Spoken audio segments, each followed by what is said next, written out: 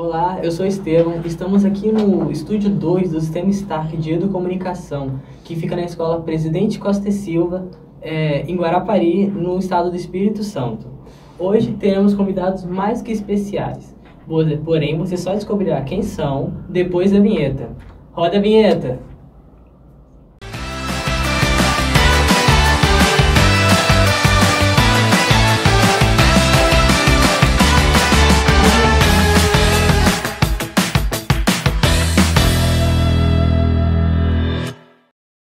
Agora iremos conhecer nossos queridos convidados. Aqui temos Paula Tavares, nutricionista, e aqui Alan Fandinato, gerente do setor de merenda escolar. Sejam muito bem-vindos, se sintam confortáveis aqui. Esse ambiente é totalmente destinado a vocês. Muito obrigado pela acolhida, Estevam. Obrigada e boa tarde. Boa tarde. Alan, há quanto tempo você está no setor? Estevam, eu comecei na CEMED no dia 26 de maio de 2022. E apenas fazendo uma pequena correção na sua fala, o nome do setor é Setor de Alimentação e Nutrição Escolar. O termo merenda, ele já é um pouco ultrapassado.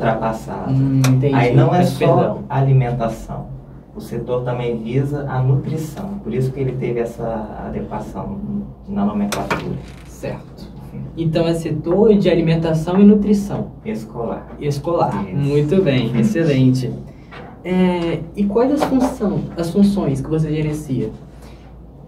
Lá, enquanto gerente, eu sou responsável pelos contratos no quesito da fiscalização. Sim. A gestora do contrato é a secretária da Educação, atualmente é a Tamiri Martegan, e eu sou fiscal desses contratos, faço acompanhamento na questão do cumprimento das cláusulas dele.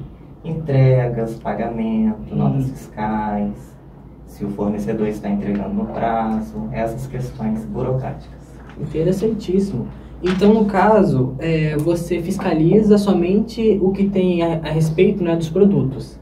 Correto, os contratos que são destinados ao setor de alimentação e nutrição. Ótimo.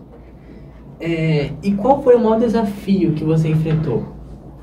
O maior desafio que eu vejo no setor de alimentação é em relação aos prazos de entrega. Por exemplo, se o fornecedor atrasa para entregar um determinado produto, isso modifica todo um planejamento da equipe técnica para o cumprimento do cardápio da alimentação. Com certeza. E Paula, como você chegou ao setor? Através de um processo seletivo, em 2021, 26 de fevereiro de 2021, vamos falar as datas, né? Eu não sou daqui de Guarapari, eu sou de Bom Jesus, então eu vi a notícia, né, do edital do processo seletivo e de ano em ano eu fui passando novamente, porque teve processo, a cada ano tem um processo, né? Eu estou aí até hoje. Caramba, que legal. Então você sempre renova esse processo de concurso, assim? Acabo fazendo novamente, né? As pessoas que passam nas vagas acabam entrando. Felizmente, passei, né? Estou aqui. Ótimo. Mas já trocou também, já trabalhei com outras meninas antes, né? Outras nutricionistas. Sim. Que bom. Como nutricionista, também deve ter tido muitos desafios, né, em relação à nutrição, à alimentação das crianças nas escolas. Você poderia citá-las?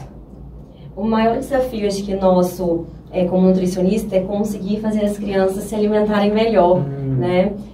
A educação na vida mesmo já tem uma alimentação mais rica em gordura, em açúcar, e a gente tenta retirar o máximo possível, né? Prezando a legislação que tem do PNAE, a gente não colocar açúcar para menor que 3 anos, por exemplo. Esse é um grande desafio das nutricionistas.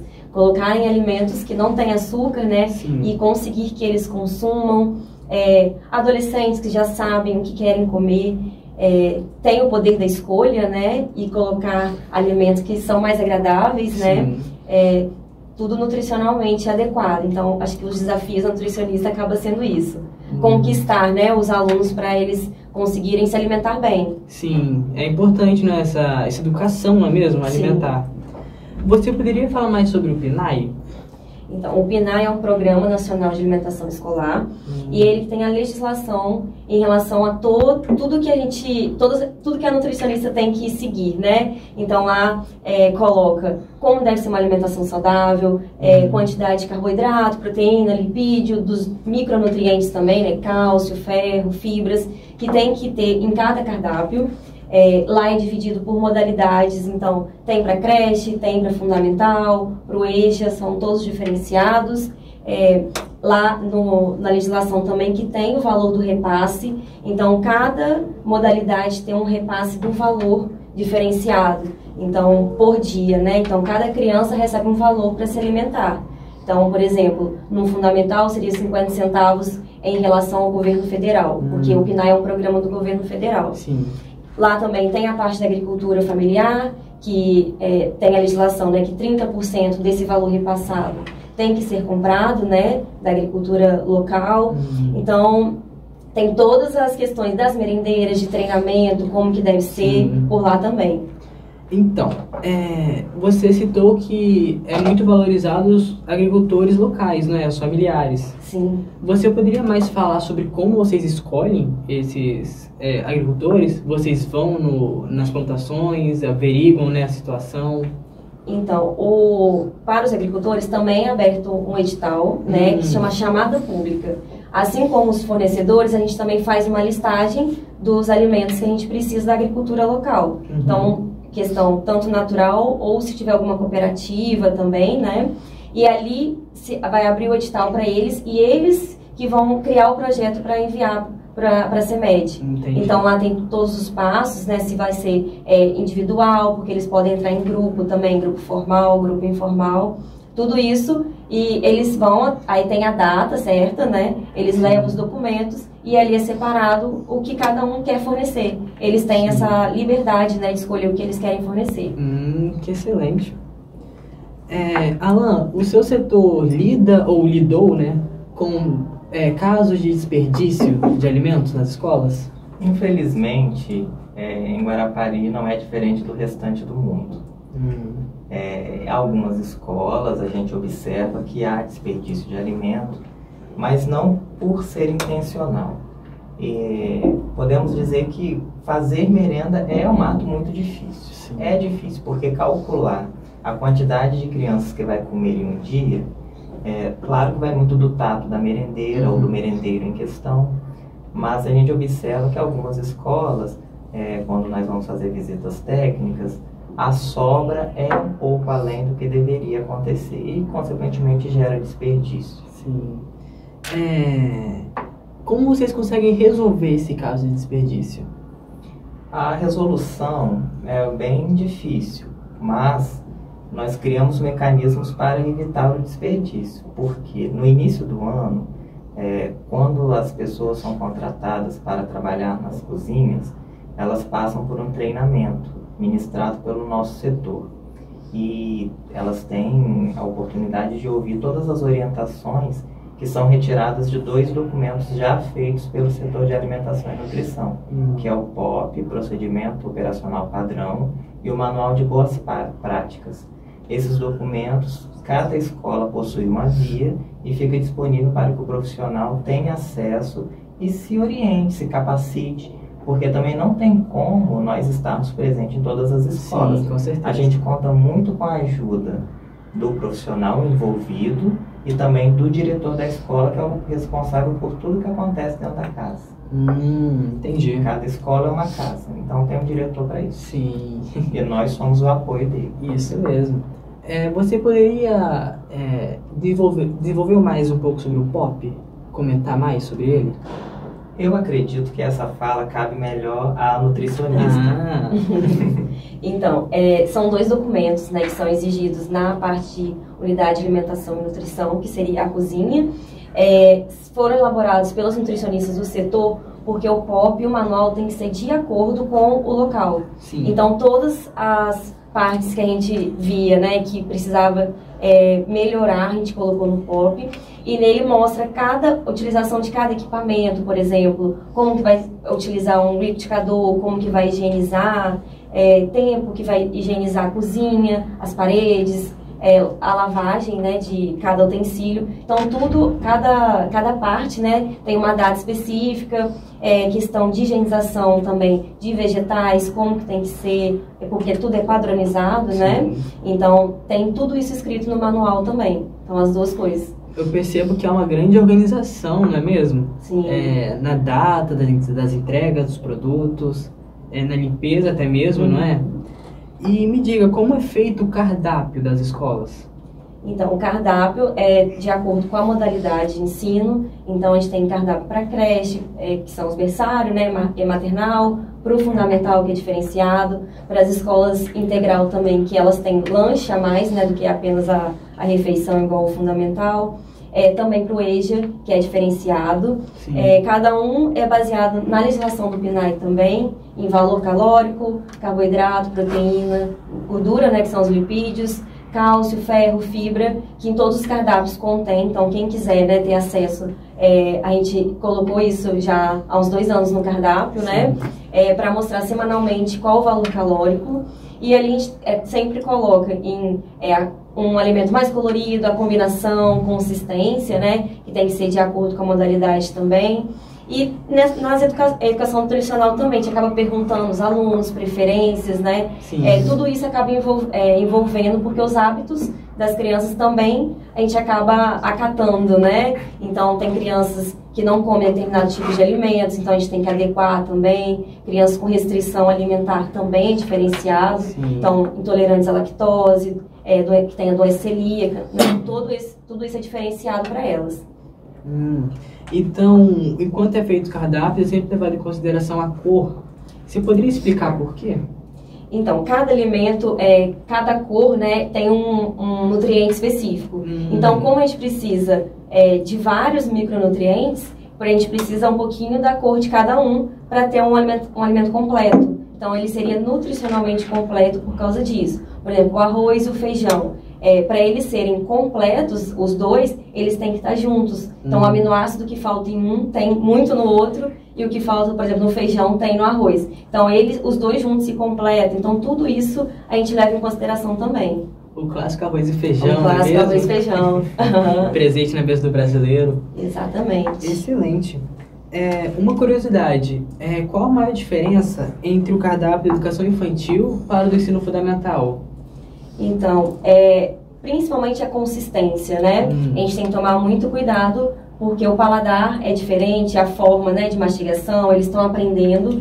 Então, principalmente alimentos que são mais sólidos, por exemplo, o feijão é batido, o creme de milho tem que ser batido e coado para evitar engasgos, né, principalmente das crianças. E o volume também da refeição é diferente de cada um. Então tem sempre o cuidado também com a dificuldade, né, para mastigar o alimento. Isso, e também questão de açúcar, né, os menores que 3 anos, por lei, né, não pode consumir açúcar. Então, no cardápio não tem. Então, é um desafio também que a gente enfrenta, né, para fazer com que eles consigam, né, se alimentar sem esse açúcar. Sim.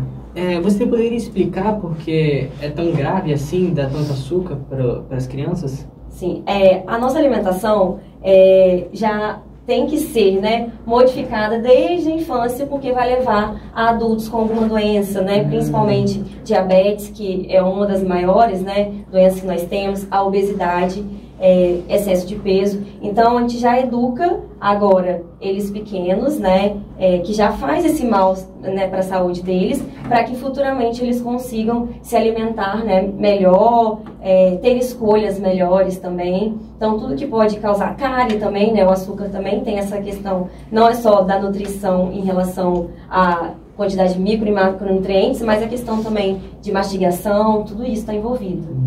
Nossa, é um cuidado muito grande mesmo. Alan ou Paula, como é feita a captação das merendeiras no município? Também é feito por processo seletivo. Outro setor é o setor de pessoal, gestão de pessoal, que faz esse processo seletivo. Processo seletivo também, igual a Paula participou e as outras nutricionistas. Esse processo seletivo tem uma parte prática? Não. Talvez elas... Não. Em Guarapari não. Não. Mas em alguns lugares sim. Acredito que possa haver uma... Não, mas não sei te afirmar. Talvez cozinharem. Em Guarapari não há. Outros estados, não sei te apressar se existe ou não. Mas tem requisitos, né, de ter experiência, de curso também, tudo tem no processo no edital, né, tem essas exigências, né? Sim, bem pontuado, Paulo. Há exigências que pontuam, mas em Guarapari ainda não há, você passou e tem a parte prática, isso ainda não há. Entendi, muito bom. Um passarinho me contou que vocês andaram nas escolas de Guarapari, não é mesmo? Ministrando, palestrando, né? Sobre alimentação e nutrição escolar. Vocês poderiam me falar mais? O passarinho vai contar que nós fizemos também teatros. Teatros? Caramba, o setor, ele seleciona algumas escolas e também pode ir a convite de escolas. E quem ministra essa palestra para as crianças ou os pequeninos com teatro são as nutricionistas também. A Paula está envolvida. As nutricionistas, a equipe técnica que faz o setor andar. O gerente mexe mais com a parte administrativa e burocrática. Tanto que eu nem sou nutricionista. Muita gente acha que eu sou nutricionista, eu não sou. Mas agora, já se perguntar, ele já está falando como se fosse ele já decorou nossas falas. Já misturou. 2 anos tendo essa feliz experiência, a gente acaba aprendendo um pouco. Mas Paula vai te responder a pergunta. Então, através das visitas que nós fazemos, né, na cozinha, das escolas, a gente consegue perceber quais escolas necessitam mais desse alerta, né, sobre a alimentação mais saudável. Então, a nossa palestra, o foco principal está sendo nisso, os 10 passos, né, para uma alimentação mais saudável. Nós mostramos o cardápio, explicamos sobre carboidrato, proteína, gordura, e também a gente tem um quadro, né, que mostra dos alimentos da rotina da pessoa, quantidade de açúcar, de sal e gordura, né, de óleo na alimentação. Sim. Falando em óleo, eu noto, né, pessoalmente, que os adolescentes, né, mesmo as crianças, curtem muito a batata frita. Você acha que isso é benéfico ou é maléfico para a saúde? Muito maléfico, na verdade. Alimentos, né, que são altamente gordurosos, eles são mais palatáveis, porque a gordura ela fica presa, né, na bochecha, nas papilas gustativas, e isso faz que a gente sinta o sabor do alimento por mais tempo. Sim. E com isso, fica mais saboroso, né? Dura por mais tempo, aquela alimentação, aquele gosto, né? Então, se você come uma batata frita, por exemplo, ou um chips, aquele sabor, né, fica mais tempo, acrescentam aditivos também que realçam mais ainda esse sabor, que não são benéficos para a nossa saúde. Então, tudo isso, né, acaba influenciando. Entendi. E com o famoso refrigerante, é a mesma coisa? É mais palpável assim? Então, o refrigerante é a mesma questão do excesso do açúcar, né?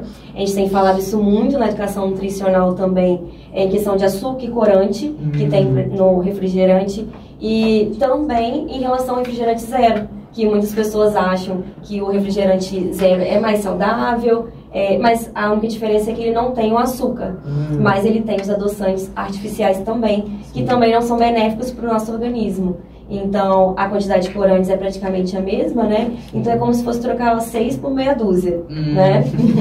Entendo.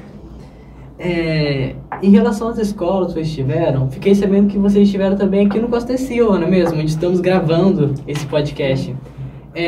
Imagem, por favor, produção, por favor, coloca umas imagens na tela deles, não é mesmo? Exercendo, fazendo esse trabalho. É importantíssimo, né, a gente lembrar deles. Talvez imagens dos teatros, não é? Esse trabalho tão excepcional que eles fizeram realmente é de impressionar. Em relação ainda a esse projeto, vocês são convidados pelas escolas ou elas te chamam? Vocês que se apresentam a elas?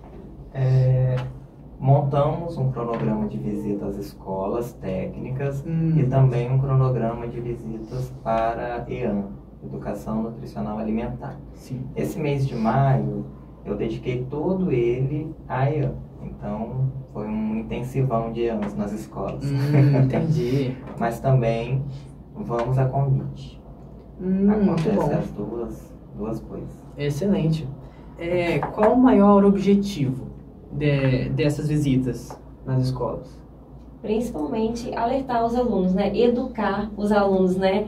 a gente sempre fala que numa escola não é só educar, aprender a escrever, né, Sim. a ler, mas também a questão da nutrição também, que o nosso mundo em geral, né, está precisando muito. As Com pessoas certeza. estão indo se alimentar na facilidade por causa de rotina e tudo mais, mas não prezam muito, acabam prestando atenção quando a doença já está ali, né, instalada. Então a gente tem que prestar atenção agora, quando é novo, quando pode reverter, né, esses casos. E assim, né, eles ensinarem em casa também para os pais, a gente sempre fala muito isso nas palestras, fala para os pais de vocês, geralmente a gente entrega folder também, Sim. né, para eles enviarem para os pais.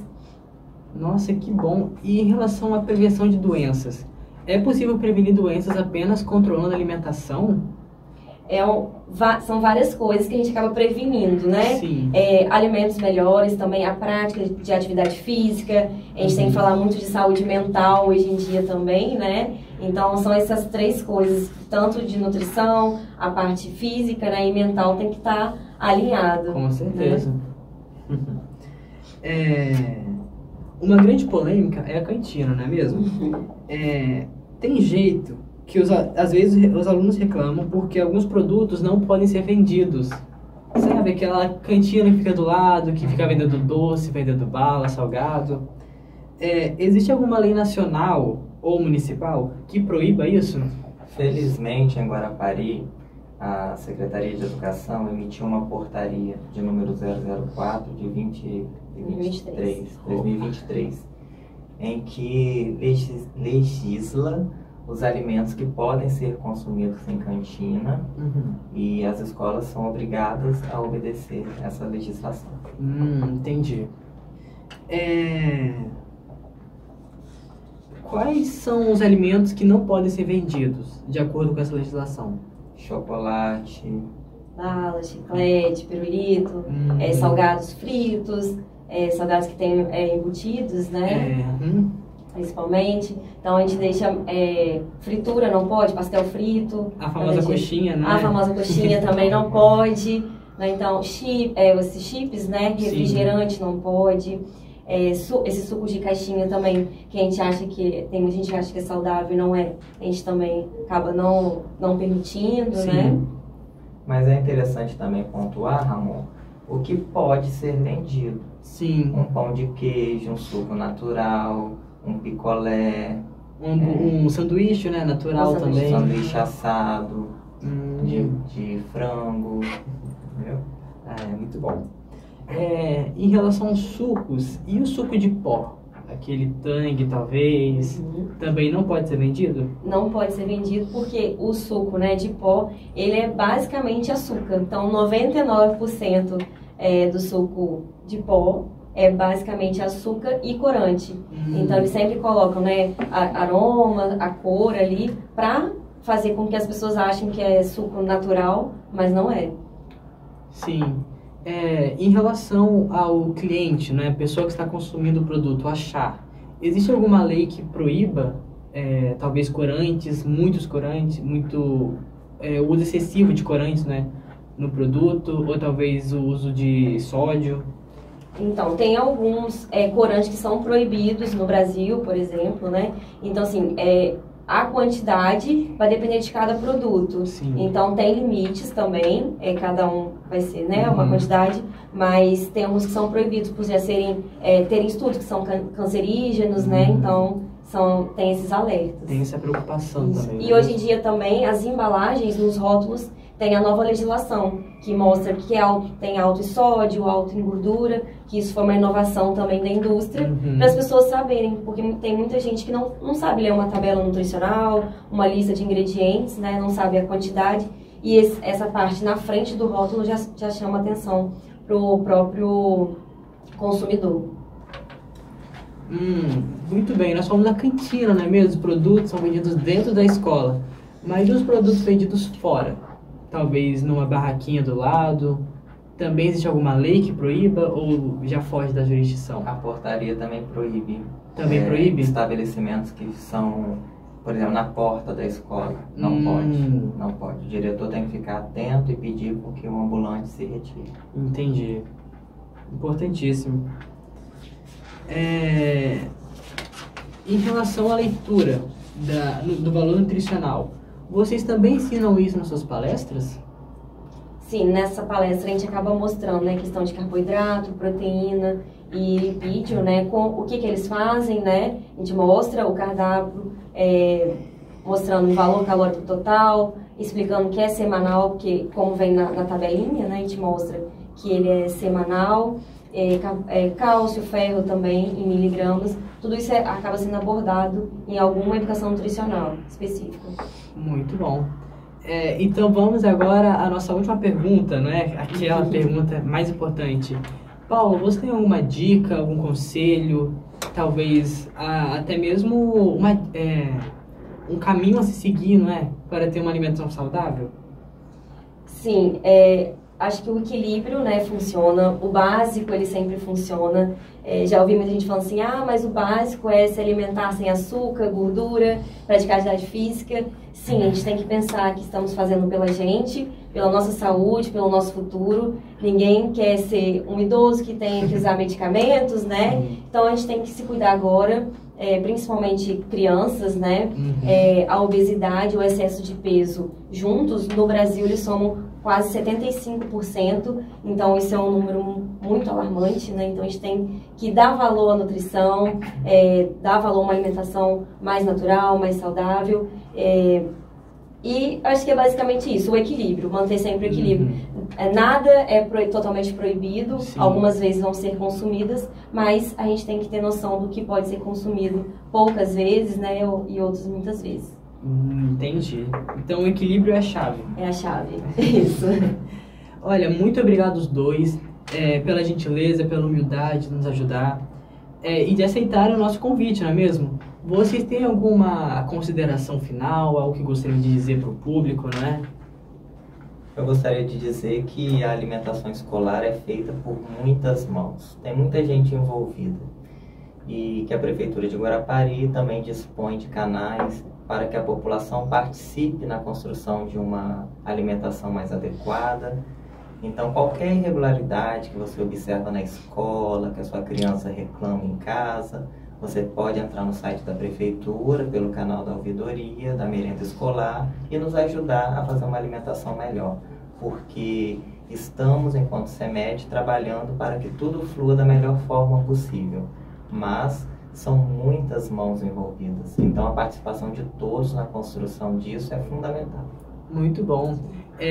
Ajudando, não é mesmo o que Paulo falou, a nossa produção, nossa querida produção, está colocando aqui embaixo um link do site, não é? Para ajudar nessa alimentação da prefeitura, não é mesmo?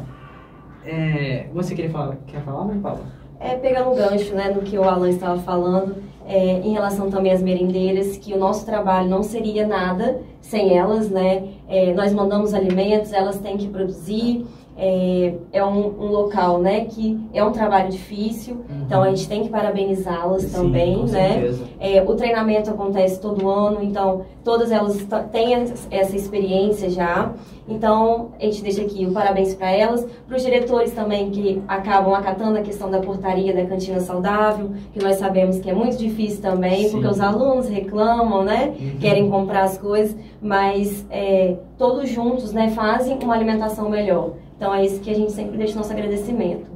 E eu quero só incluir também no setor de alimentação e nutrição os meus meninos da entrega.